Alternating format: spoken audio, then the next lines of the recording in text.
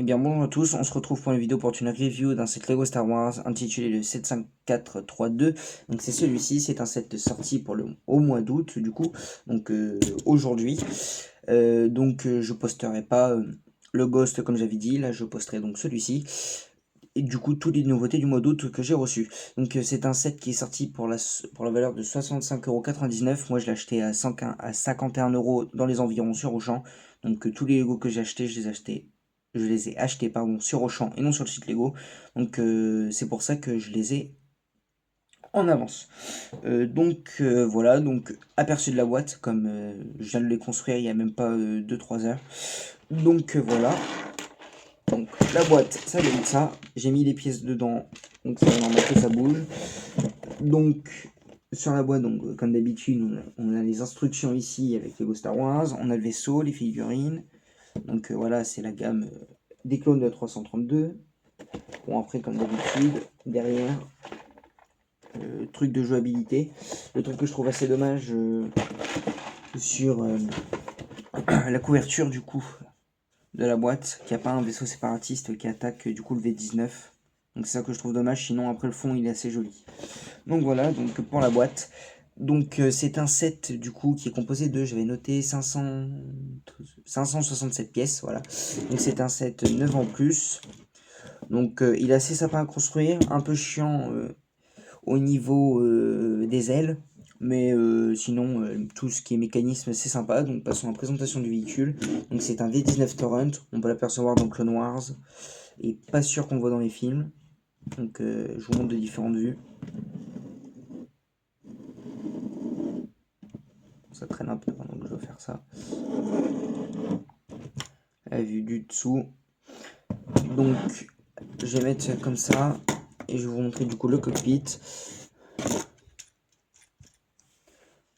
Voilà à quoi ça ressemble le cockpit. Il y a un sticker ça collé ici pour le truc du volant du coup. Donc en mode déployé, donc ça donne ça. On peut pas aller plus bas, donc ça donne, voilà, ça donne ça. J'ai l'ancienne version, comparé à l'ancienne version, il est plus petit, mais plus détaillé.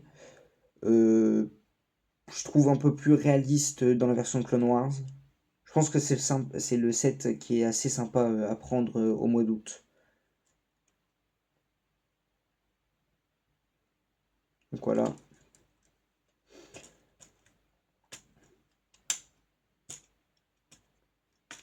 Donc le vaisseau est là, c'est sympa, comme je l'ai dit. Je pense que c'est le meilleur set qu'on a du mois d'août actuellement. Il est assez ressemblant du coup avec la série, donc dans The Clone Wars. Il y a plusieurs types de jouabilité, donc voilà, avec du coup les deux canons ici et avec les nouveaux Star Shooter ici. Que je n'ai pas mis le petit... On va retrouver ça. Voilà, il est là. Je n'ai pas mis le truc du clips pour faire du coup les tirs. Donc ça va partir je pense. Hop. Enfin si je le mets bien. Enfin, il se met comment? Ah, oui. Hop là. On remet le truc. Et donc voilà, si on appuie ici, ça part. Mais on va éviter de le faire parce que j'ai pas envie de les retrouver. Donc voilà, au niveau des calcomanies, les stickers, c'est comme vous voulez. Il y en a pas beaucoup. Bon, il y en a certains qui restent chiants à coller, comme ceux-là. Il y en a deux. Sinon voilà, donc après le set il reste assez sympa, surtout pour les figurines. Donc passons aux présentations des figurines. Donc une figurine assez classique, donc Obi-Wan Kenobi, donc assez détaillé parce que du coup il était tampographié sur les bras, avec du coup le logo de l'ordre Jedi. Figurine assez sympa et beaucoup tampographiée, donc il est tampographié littéralement partout. Il a deux faces faciales, du coup, une en colère et une qui sourit. Je trouve franchement la figurine elle est assez sympa. Bon, c'est mon 15e Obi-Wan, mais c'est mon premier Obi-Wan version The Clone Wars, mais pas avec les anciennes têtes malheureusement. Mais surtout que la figurine reste une figurine du coup exclusive, si j'ai pas de bêtises, étant donné qu'il est tampographié sur les bras. Donc voilà, donc elle est assez sympa.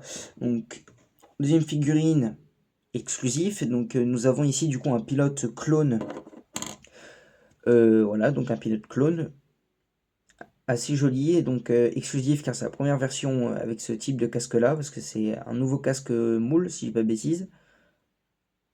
Donc franchement assez sympa. C'est dommage qu'il n'y ait pas du coup été dans le UCS Gunship. Parce qu'il manquait de ça, hein, qu'un officier, enfin je sais plus c'est quoi le grade et le nom du commandant clone avec Mace Windu. Donc franchement figurine assez sympa. Donc la troisième pardon, c'est une figurine que je ne possédais pas, donc c'est Asajj Ventress. Donc voilà, donc muni de ces deux sabres laser avec ces sabres uniques. Je trouve assez sympa parce qu'ils en ont mis trois. Du coup comme ça on peut mettre un troisième sabre laser à n'importe qui.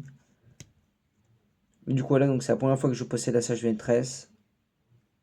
En même temps il n'y en a pas beaucoup de sets avec elle. Et je la trouve vraiment sympa. Donc voilà, donc c'est la fin de la présentation. Donc niveau figurines, franchement, il n'y a rien à dire, un 9 sur 10. Les trois figurines sont vraiment bien. Il y en a deux exclusifs, enfin un Sage V13, je ne sais pas si elle est exclusif niveau topographie dessus.